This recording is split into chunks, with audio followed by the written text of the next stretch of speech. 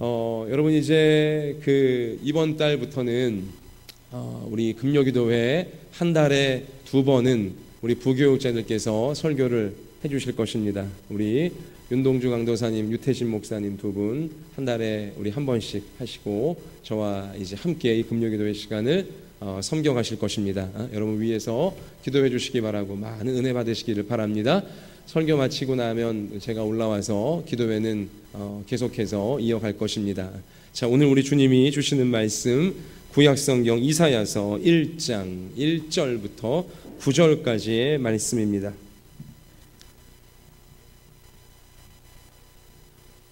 구약성경 968페이지 이사야 1장 1절부터 9절 1절을 제가 읽고 우리 9절까지 교독하십시다. 유다왕 우시아와 요담과 아하스와 히스기야 시대에 아모스의 아들 이사야가 유다와 예루살렘에 관하여 본 계시라.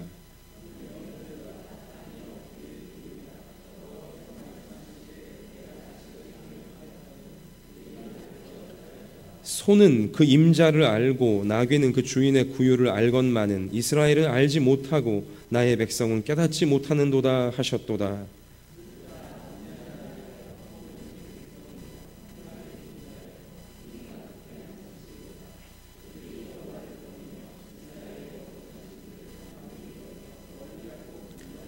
너희가 어찌하여 매를 더 맞으려고 패역을 거듭하느냐. 온 머리는 병들었고 온 마음은 피곤하였으며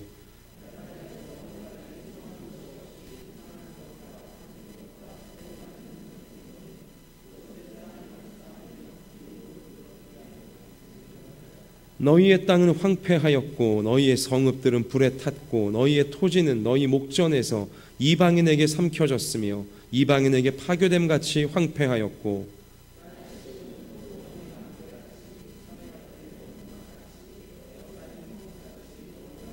같이 합시다. 만군의 여호와께서 우리를 위하여 생존자를 조금 남겨두지 아니하셨다면 우리가 소돔 같고 고모라 같았으리로다. 아멘. 유태신 목사님 나오셔서 말씀 전하실 때 큰 은혜 받으시기 바랍니다.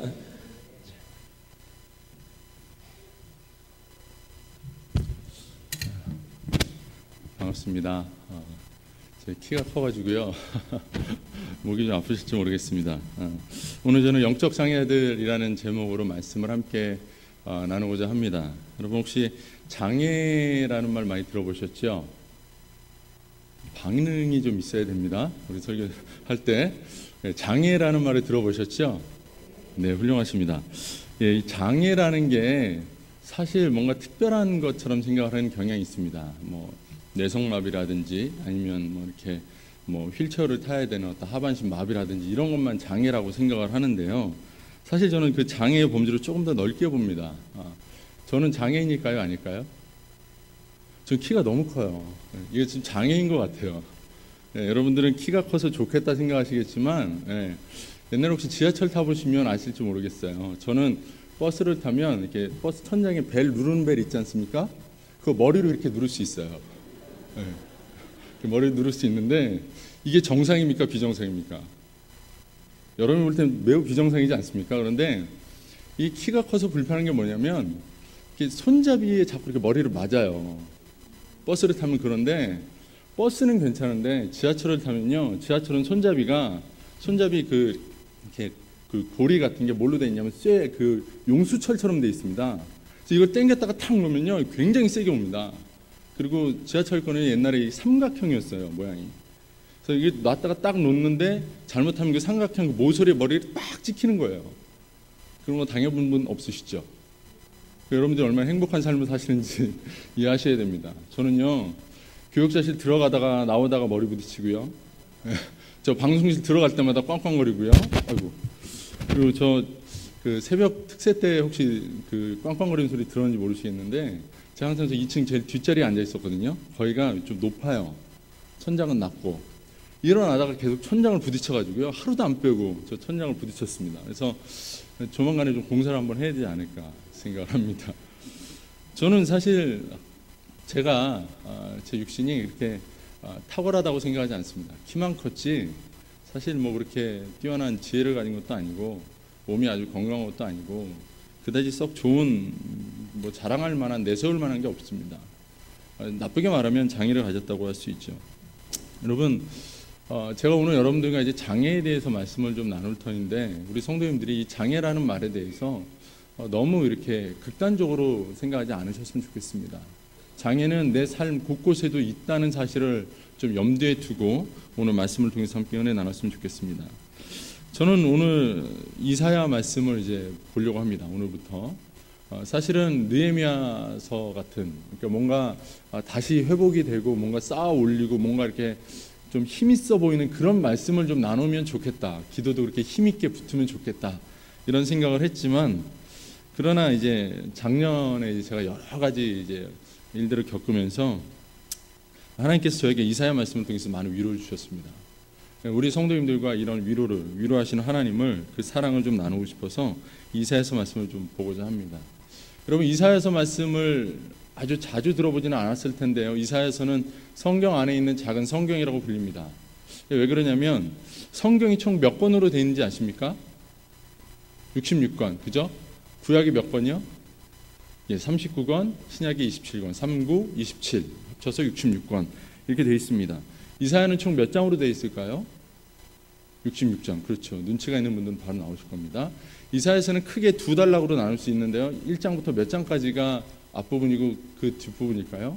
1장부터 39장까지가 쉽게 말하면 앞쪽 부분에 해당되고 40장부터 한 서너 장, 너댓 장 정도가 좀 중간에 껴있지만 그것을 지나고 나면 그 이후로는 또 다른 메시지입니다.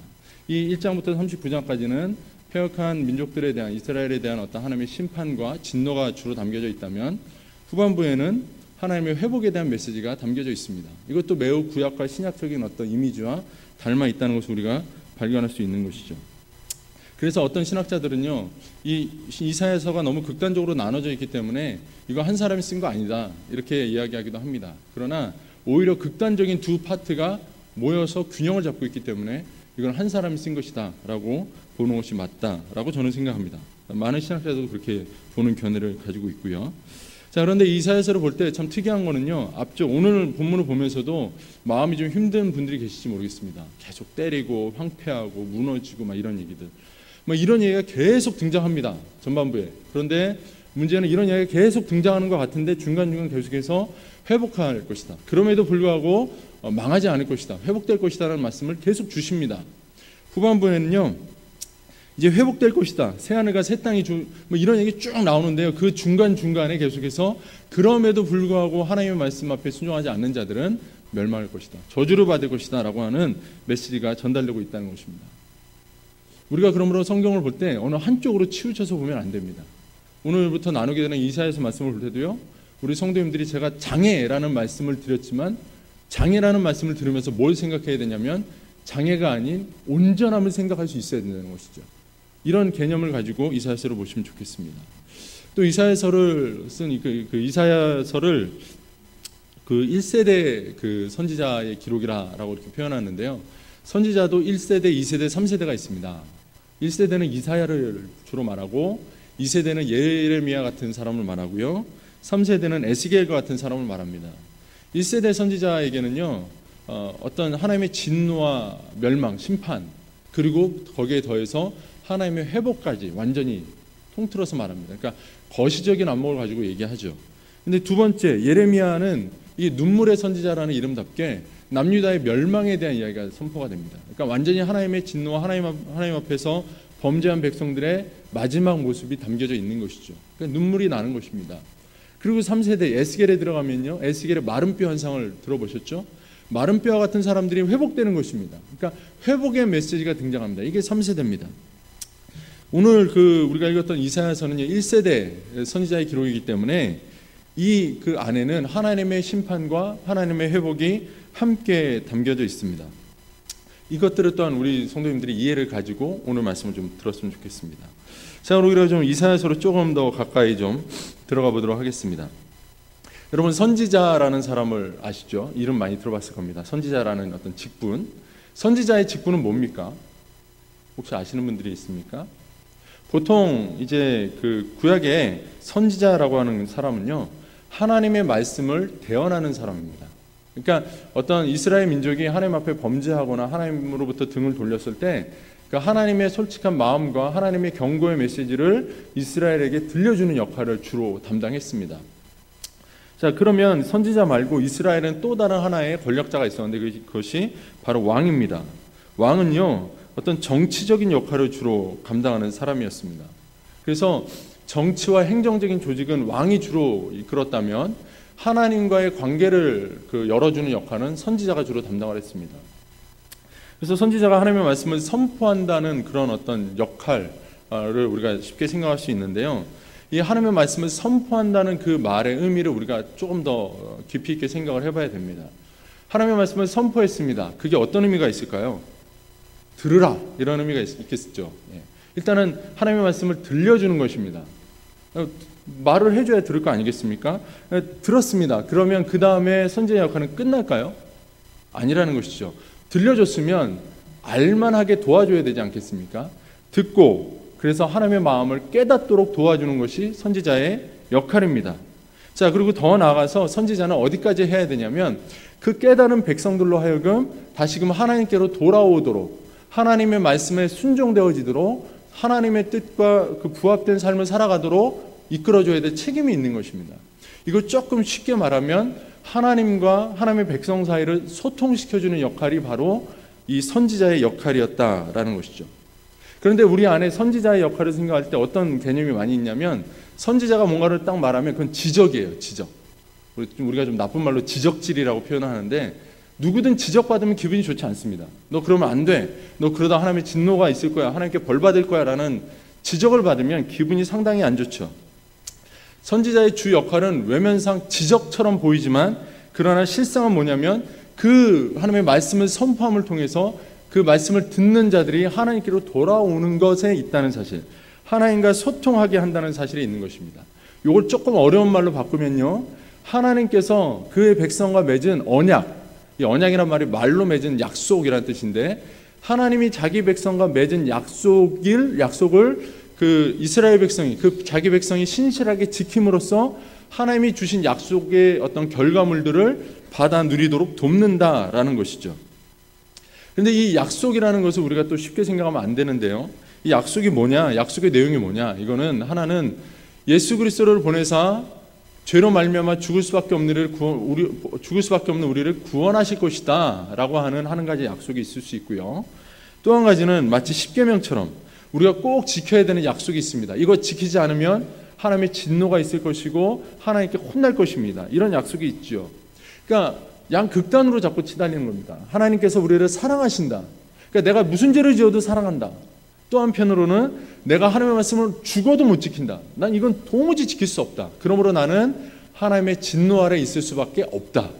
이 두 가지 약속을 우리가 극단적으로 생각을 하면 사실 굉장히 무섭습니다. 그래서 선지자의 표현은 하나님의 사랑의 약속 아니면 하나님의 진노의 약속, 이렇게밖에 들리지 않는다는 것이죠. 이 사랑의 약속만 취하게 되면 너무나 당당하게 하나님 앞에 요구하는 그리스도인이 되기 쉽습니다. 하나님과 우리 사이에 맺어진 약속에 대해서 우리의 책임과 우리의 역할에 대해서는 잊어버린 채 하나님께서 그저 우리에게 주실 것만 생각하는 그리스도인이 된다는 것이죠. 최근에 많은 성도들이 이런 생각들을 하고 삽니다. 자신의 모습은 들여다보지 않은 채 그냥 내가 최소한의 예배하고, 예를 들면 헌금 생활하고 어떤 최소한의 봉사를 했다고 해서 하나님이 나에게 그냥 복 주셔야 된다라고 하는 막연한 기대를 가지고 산다는 것이죠. 이건 좀 잘못된 것입니다.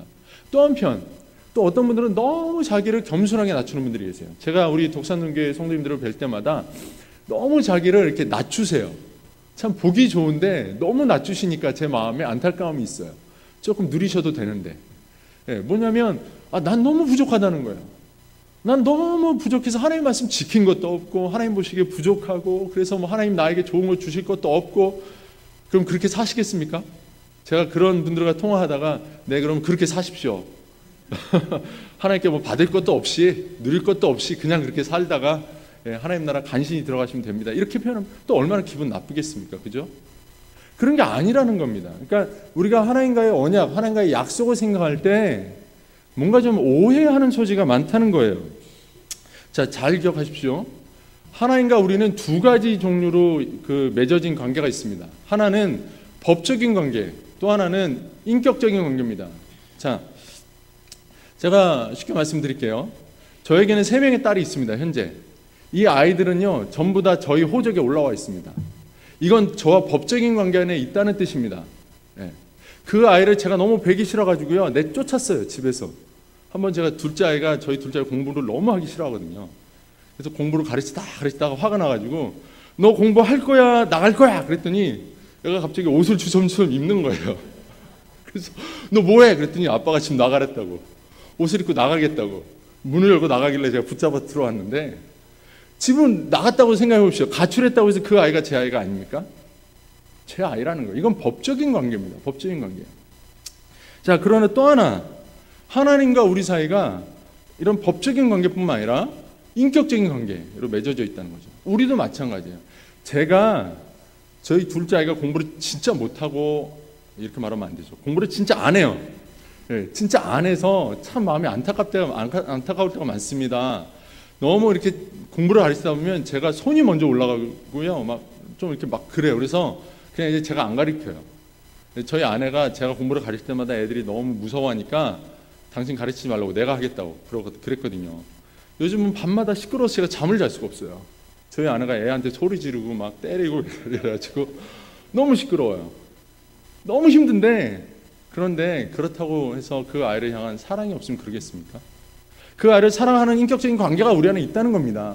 내 배 아파 낳았기 때문에 내 아이인 것처럼 그런 어떤 법적인 관계도 있으면서 내 사랑하는 아이라고 하는 인격적인 관계가 형성되어 있다는 것이죠. 우리가 하나님과 법적인 관계만 생각하면요, 우리가 하나님께서 세워놓으신 법을 지키지 않으면 우리는 관계 없는 사람입니다. 여러분, 그런 사람입니까? 예, 실상 그랬던 사람이죠. 그러나 그 관계가 어떻게 회복됐습니까? 예수 그리스도께서 회복할 수 없는 우리로 말미암아서 십자가에 피 흘려 죽으심으로 그분을 믿기만 하면 하나님이 우리를 자녀 삼으신 것을 확증이 시켜주셨고, 그 자녀인 것을 우리가 믿고 신뢰하고 살아갈 수 있도록 문을 열어주셨지 않습니까? 이게 바로 인격적인 관계라고 하는 것입니다.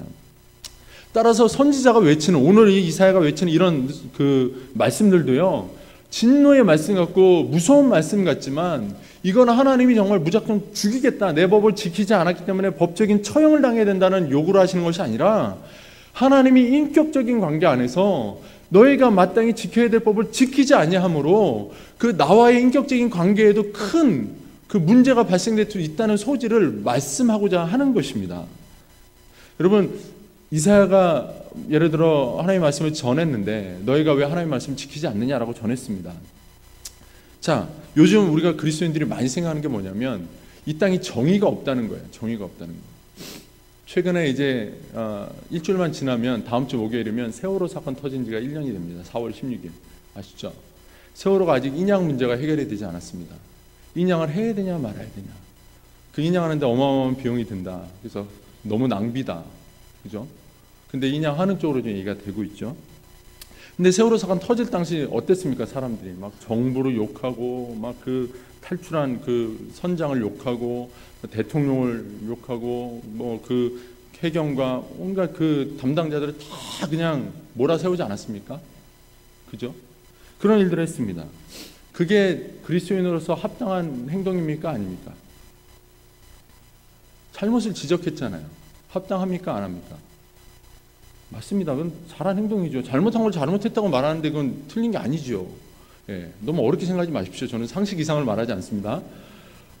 하나님 앞에서 바른 말을 한 겁니다. 바른 말을 했어요. 그런데 그것만 말하고 끝나면 뭔가 부족하다는 겁니다. 하나님이 우리에게 보여주신 건 우리가 안에 있는 죄로 인해서 우리가 하나님 나라에 도무지 들어올 수 없는 전적인 타락과 전적인 무능한 사람들이다라는 사실을 밝혀주신 것입니다. 근데 거기서 끝났으면 우리와 하나님 사이의 관계는 뭐가 됩니까? 아무것도 남는 게 없죠. 우리는 지옥으로 갈 백성, 하나님은 그저 거룩한 분으로 끝나는 것입니다.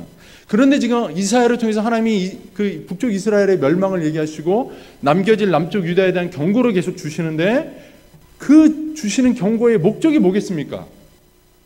하나님이 왜 잘못했다는 사실을 자꾸 지적하겠습니까? 왜일까요? 제가 어렵게 설교하나요? 자, 다시 한번. 제가 저희 아이들에게 공부를 가르치는데요, 공부를 못한다고 혼냈습니다. 마땅히 알아야 되는데, 열심히 해야 되는데 안 했다고 혼냈습니다. 왜 혼냈을까요? 잘하라고요, 그죠? 안 했으니까 넌 혼나야 돼 한 게 아니라는 겁니다. 더 잘하라고 혼낸 겁니다. 자, 하나님이 이스라엘 백성에게, 남겨질 남유다에게 이사야를 통해서 경고하십니다. 봐라, 저 북쪽 이스라엘이 나의 말을 어김으로 멸망할 것이다. 남쪽 유다야, 너는 어떻게 할래? 라는 얘기를 한다는 것이죠. 그저 너희들이 잘못했으니까 다 죽어야 돼 라는 얘기를 하시는 것이 아니라, 하나님의 메시지는 뭡니까? 그러지 마, 제발. 그러지 말고 살아나야 돼 라는 메시지를 주고 싶어 한다는 것이죠. 이사야의, 선지자의 그 역할은요, 바로 이겁니다. 경고의 메시지에 초점이 있는 것이 아니라 경고를 줌으로써 돌이킴과 회개와 회복의 역사를 이루기를 원한다는 것이죠. 그리고 그것이 바로 우리 하나님의 마음이시라는 것입니다. 사랑하는 성도 여러분, 혹시 지금 하나님 앞에 매를 맞고 있다고 느끼는 분 계십니까? 하나님 앞에 벌 받고 있다는 분, 느끼고 있는 분 계십니까? 그렇다면 그 상황 속에서 뭘 발견하시면 됩니까? 지금 하나님이 나를 너무나 사랑하신다는 걸 느끼면 됩니다. 내가 그냥 잘못했으니까 맞는구나 라는 걸 느끼는 게 아니라, 잘못했으니까 맞을 수 있어요. 그러나 하나님이 때리는 목적은요, 돌아오지 않으니까 때리는 거예요. 돌아오면 때리지 않습니다. 그죠? 바로 이것을 우리가 알아야 된다는 것입니다. 여러분, 오늘 우리가 이사야서 1장을 봤는데요, 1장 1절부터 9절까지 말씀 조금 봤습니다. 이사야 66장 중에 조금밖에 안 돼요. 그런데 이사야 1장 1절에 이사야서의 주제가 다 나와 있습니다. 한번 같이 읽어볼까요? 1장 1절입니다. 시작. 유다 왕 우시야와 요담과 아하스와 히스기야 시대에 아모스의 아들 이사야가 유다와 예루살렘에 관하여 본 계시라. 예, 여기서 이사야서의 주제가 나오고 있습니까? 발견하셨습니까? 잘 모르시겠죠. 예. 여러분, 이사야라고 하는 인물의 이름이 굉장히 중요한데요, 이사야라는 이름의 뜻은요, 여호와는 구원이시다라는 뜻입니다. 그러니까 1장 1절에서 이미 끝난 거예요. 이사야서 66장 중에 수룩하게 하나님의 진노와 하나님의 징계에 대한 얘기가 나오지만, 그러나 하나님은 뭘 얘기하고 싶은 거냐면, 그 말을 하고 있는 사람부터가 하나님은 구원이시다라는 얘기를, 이름을 가지고 얘기하고 있다는 것을 보여주고 싶은 거예요. 하나님은 지금 우리에게 진노를 쏟아내고 있는 것 같지만, 그러나 하나님은 지금 우리에게 구원을 쏟아내고 있는 거라는 것이죠. 그것을 이사야를 통해서 계시로 나타냈다. 계시가 뭡니까? 드러내 보여주는 것입니다. 하나님이 구원이시다라는 사실을 내가 너에게 보여줄 것이다. 그리고 그걸 보여주는 사람의 이름 자체가 하나님은 구원이시다라는 이름을 가지고 너희 앞에 설 것이다. 이것이 이사야서의 내용이 전부입니다. 이사야서 66장을 보시면서 이것만 발견하시면 성도님들은 제대로 성경을 보신 겁니다. 오직 여호와 외에 우리에게 구원을 주실 분이 계십니까? 계시지 않습니까? 대답을 하셔야죠. 네, 다시 한번 묻겠습니다. 하나님 외에 구원자가 계십니까? 안 계십니까? 안 계십니다. 여러분에게 하나님 외에 다른 구원이 있을 수 있습니까? 없습니다. 돈이 구원을 줄 수 있습니까? 없습니다. 여러분의 자녀가 구원을 줄 수 있습니까? 없습니다. 여러분이 그 어떤 무엇도 구원을 줄 수 없습니다. 오직 하나님만 구원을 줄 수 있습니다. 그리고 이 이야기를 하나님이 2절에 뭐라고 얘기하냐면, 하늘이여 들으라, 땅이여 귀를 기울이라, 이렇게 얘기합니다. 하늘과 땅을 동원해서 말씀하십니다. 이게 무슨 말이냐면, 하늘과 땅이 듣게 해도 내가 지금부터 너에게 하는 말은 정확하고 공정한 말이야 라는 얘기를 하고 싶은 겁니다. 너희가 벌받아야 돼, 너희가 징계받아야 되는 얘기를 할 텐데, 이건 하늘이 봐도 땅이 봐도 정말 그 정확한, 그 이유가 불분명하지 않은, 그럴 만한 이유가 있는 이야기다라는 사실을 얘기하는 것입니다. 객관적이고 바른 표현이다라는 것입니다. 그러면서 뭐라고 얘기하십니까? 뭐라고 그러냐면 2절에 후반부에 내가 자식을 양육했는데 그들이 나를 거역했다. 자식을 키웠더니 얘들이 날 거역했다. 너희들이 내 자식인데 내가 너희들을 키워놨더니 너희들이 날 거역했구나 라는 이야기를 주님이 하신다는 겁니다. 사실 좀 무섭죠. 객관적인 사실을 얘기하는데 너희들이 거역했어 라는 얘기를 딱 먼저 던지시니까 무섭습니다. 그러나 우리는 이미 앞에서 제가 거듭 말씀드린 것을 알고 들어가니까 이제 무서워하실 필요가 없습니다. 자, 여기서 이제 제가 좀 더 느낀 것들을 좀 이제부터 나누려고 합니다. 사실 제가 이 말씀 이사야를 굉장히 좋아하는데요. 청년 때부터 좋아했습니다. 그래서 군에 있으면서도 이사야 말씀을 이렇게 읽으면서 그걸 늘 나누고 했던 기억이 있어요. 근데 그때까지만 해도 이사야 말씀을 보면서 제 마음에 이상한 게 있었어요. 이스라엘 민족은 참 이상하다. 왜 이렇게 하나님이 진노하시고 징계한다고 겁을 주는데도 왜 돌이키지 않을까? 왜 그토록 하나님이 이들을 사랑한다라고 말씀하시는데도 이 사람들은 범죄할까? 참 악한 사람들이다라는 생각을 했습니다. 작년 4월 16일 날 세월호가 바닷속에 가라앉았지 않습니까? 근데 그날은 저한테도 굉장히 특별한 날이에요. 왜냐하면 세월호가 8시 한 40분경 이렇게 바닷속에 이렇게 침몰했거든요. 근데 그 시간에 저는 뭘 하고 있었냐면요. 저에게는 사실 원래 넷째 딸이 있습니다. 넷째 아이를 데리고 그 당시에 저도 몸이 건강이 굉장히 안 좋아서 눈이 잘 안 보여가지고 눈 치료를 받고자 연대 세브란스 병원으로 향하고 있었습니다. 저희 아이를 태우고 저희 와이프를 태우고 제가 운전하고 가고 있었어요.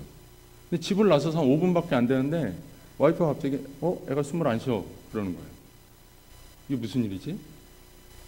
그런 농담하지 말라고, 사람 놀래키지 말라고. 그 운전을 안전하게 해갔습니다. 제 눈이 잘 안 보이니까 더 어렵잖아요. 근데 진짜 숨을 안 쉰다는 거예요. 그래서 차 안에서 아내가 심폐소생을 시작했습니다. 그리고 저도 놀라서 비상등을 켜고 그때부터는 뭐 배는 거 없이 달렸죠.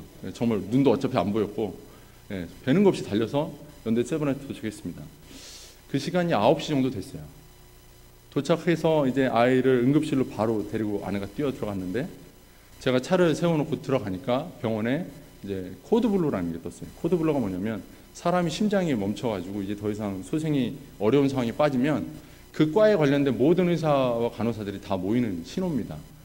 방송에도 드라마 같은 데도 나와요. 코드블루 그러면 의사가 다 뛰어옵니다.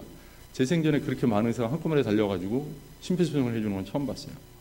1시간 동안 심폐소생을 했습니다. 애 갈비뼈가 다 부러졌어요. 그런데 애가 그 숨을 못 쉬니까 그 담당했던 그 주치의가 저희한테 와가지고 어머니 아버지 이제 아이를 좀 보내시죠 그러는 겁니다. 보냈어요. 그래서 저한테는 4월 16일이 참 특별한 날이에요. 세월호 사건이 터져서 그런 날이기도 하지만 그런 거예요. 자, 제가 이 아이를 통해서 깨달은 것이 있습니다. 이사야 말씀에 대해서 새로운 깨달음을 얻었는데요. 뭐냐면 사실 이 아이가 날 때 저희 부모의 마음으로서 사실 병원 측에 조금 실수가 있지 않았나 싶은 마음이 있지만 어쨌든 병원의 실수인지 하나님이 그렇게 하신 것인지 장애를 가지고 태어났습니다. 나와서 숨을 못 쉬었고요. 응급실에 도착할 때까지 1시간 정도 걸리는 바람에 아이가 뇌 산소 공급을 못 받아서 뇌가 다 망가졌습니다.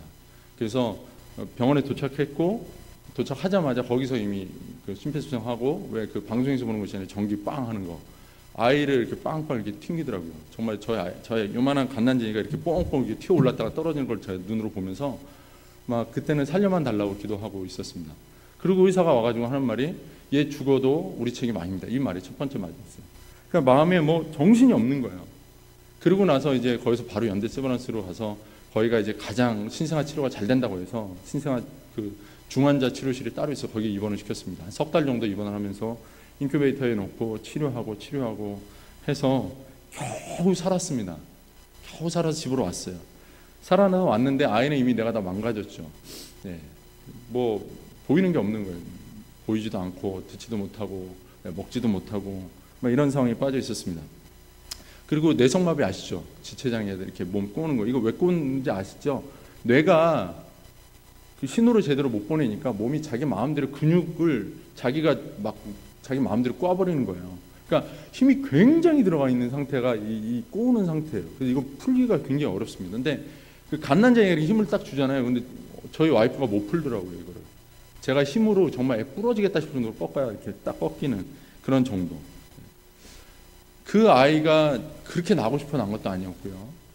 또 그렇게 힘을 줘서 몸을 꼬고 싶어 꼰 것도 아니었고요. 먹이잖아요. 그러면 다 토해버려요. 못 삼키니까 다 토해버려요. 그거를 계속 먹이는 거예요.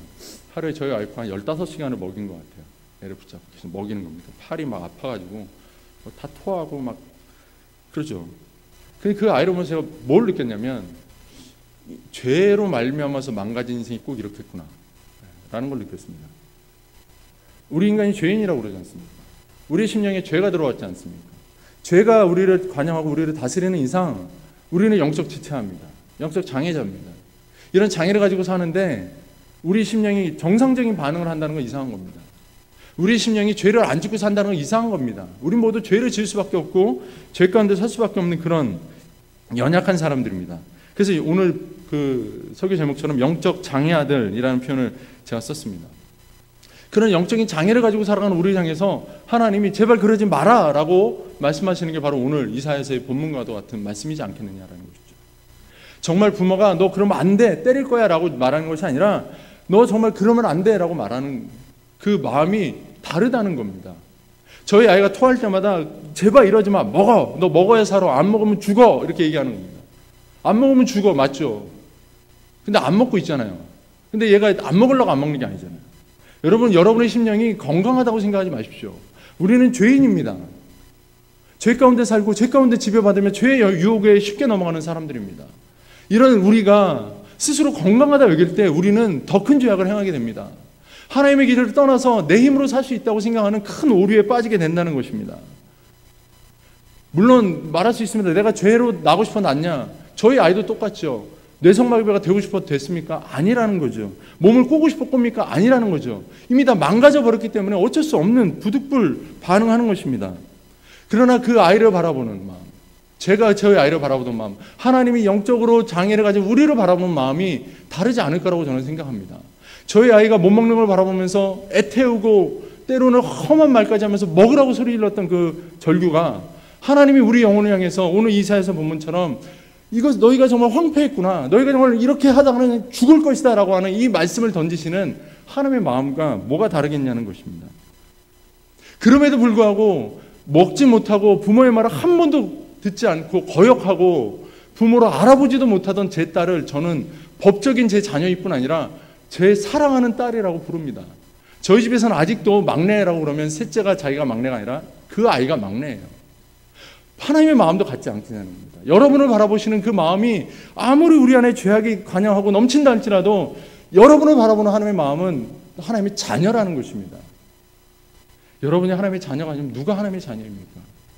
우리가 예수 그리스도를 믿는 믿음으로 이 시간 나와 있는데 그 믿음으로 말미암아 하나님의 자녀가 되었는데 그 자녀된 우리가 우리 심령의 죄악으로 말미암아 유혹받아 넘어지는 그 상황들을 바라보면서 하나님이 절규는 하시되 그러나 자녀인 것까지 포기하고 내려놓지는 않으신다는 것입니다. 여러분, 이 사실을 여러분 마음에 기억하시면 좋겠습니다. 두 가지를 기억해야죠. 나는 영적인 장애를 가지고 있다. 내가 결코 죄에서 벗어날 수 없다. 그러나 하나님이 그럼에도 불구하고 나를 자녀로 바라보신다. 그래서 우리 인생이 소망이 있는 인생이지 않습니까? 그래서 우리가 하나님을 기대어 살지 않으면 소망이 없다고 말하는 것입니다. 예수 믿고 구원받았으면 그 다음에 소망이 있어야죠. 마음껏 내가 살 수 있어야죠. 근데 그렇지 않아요. 우리가 예수 믿고 구원 얻은 것은 하나님께서 우리를 의롭다 칭해 주신 까닭이지 우리가 정말 의로울 수 있는 능력을 획득했기 때문이 아니라는 것입니다. 하나님 앞에 그러므로 우리는 날마다 기대어 살아야 됩니다. 날마다 하나님 앞에 간구하며 살아야 됩니다. 날마다 하나님을 붙들고 살아야 됩니다. 한순간도 하나님의 도움 없이는 내가 바른 길 걸을 수 없다는 사실을 인정하며 주님 앞에 무릎으로 나아가야 한다는 것이죠. 특별히 오늘 금요기도에 나오신 우리 성도님들 이 사실을 기억하면서 오늘 기도하는 이 시간 기도에 힘을 다했으면 좋겠습니다. 비록 내 상황이 지금 몸도 아프고 재산도 부족하고 자녀도 뭔가 문제가 있고 여러 가지로 어려움이 가득하다 할지라도 하나님이 지금 그것들을 통해서 나를 그분의 자녀로서 더욱더 끌어안고 싶어 하신다는 사실을 기억하셨으면 좋겠습니다. 말씀을 마치겠습니다. 사랑하는 성도 여러분, 오늘 이사야서의 주제는 하나님의 구원이시다라는 말씀 드렸습니다. 하나님이 우리의 구원자이심을 이 시간 좀 기억하셨으면 좋겠습니다. 그리고 내 인생 바라보면서 늘 죄에 빠지고 늘 죄로 인한 문제가 있고 이유는 알 수 없지만 여러 가지 어려운 문제들 속에 갇혀 사는 내 모습을 보면서 그저 하나님의 심판받는구나 라는 생각에 머물러 계시지 마십시오. 하나님이 심판하시는 하나님이시기도 하시지만 그러나 그 심판은 하나님이 자기 백성을 자기 품에 안으시기 위한 하나님의 절규, 하나님의 간절한 사랑에서 비롯된 것임을 기억하시면서 감사하며 나아갔으면 좋겠습니다. 여러분, 나는 괜찮다고 생각하지 마십시오. 우리는 그저 죄인입니다.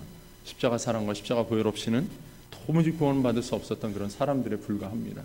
그런 우리까지도 사랑하셔서 자기 아들까지 내어주시고 그 피로 말미암아 우리를 구원하시는 그 하나님 앞에 비록 그 하나님을 그렇게 구원받았음에도 불구하고 내가 바라보지 못하고 내가 하나님을 순간순간 잊어버리고 순간순간 하나님과 동떨어진 삶을 사는 영적인 장애인들처럼 그렇게 살아가는 내 삶이라 할지라도, 그러나 여전히 하나님은 그 자녀를 보면서 더 아파하시고 더 끌어안으시고 더 오랜 시간 먹이시고 더 오랜 시간 사랑한다라고 말씀해 주시는 그 사랑의 하나님이신 것을 믿으며 우리의 삶의 모든 문제를 오늘 이 시간 쏟아내고 우리의 삶의 믿음의 반응을 주님 앞에 이 시간 쏟아내고 주님 앞에 내 사랑을 또한 고백할 수 있는 바로 오늘 이 시간 되시기를 주님의 이름으로 축원합니다.